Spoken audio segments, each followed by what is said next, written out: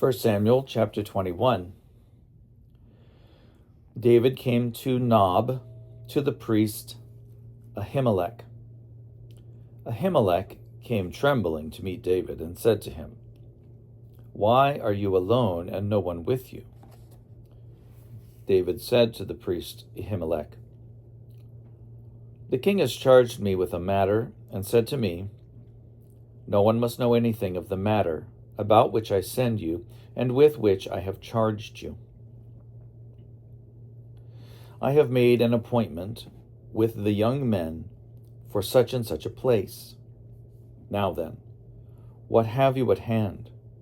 Give me 5 loaves of bread, or whatever is here." The priest answered David, "I have no ordinary bread at hand, only holy bread, provided that the young men have kept themselves from women." David answered the priest, "Indeed, women have been kept from us as always, when I go on an expedition. The vessels of the young men are holy, even when it is a common journey. How much more today will their vessels be holy?" So the priest gave him the holy bread, for there was no bread there except the bread of the presence, which is removed from before the Lord, to be replaced by hot bread on the day it is taken away. Now, a certain man of the servants of Saul was there that day, detained before the Lord. His name was Doeg the Edomite, the chief of Saul's shepherds. David said to Ahimelech, "Is there no spear or sword here with you? I did not bring my sword or my weapons with me, because the king's business required haste."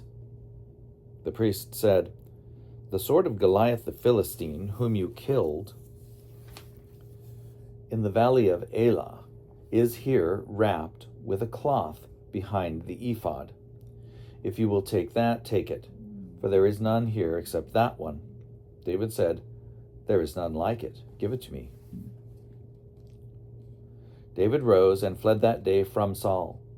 He went to King Achish of Gath.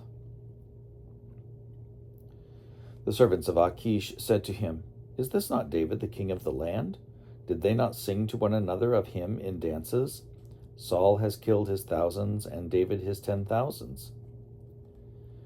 David took these words to heart and was very much afraid of King Achish of Gath. So he changed his behavior before them. He pretended to be mad when in their presence.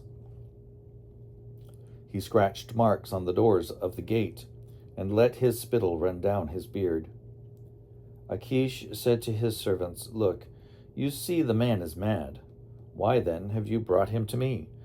Do I lack madmen, that you have brought this fellow to play the madman in my presence? Shall this fellow come into my house?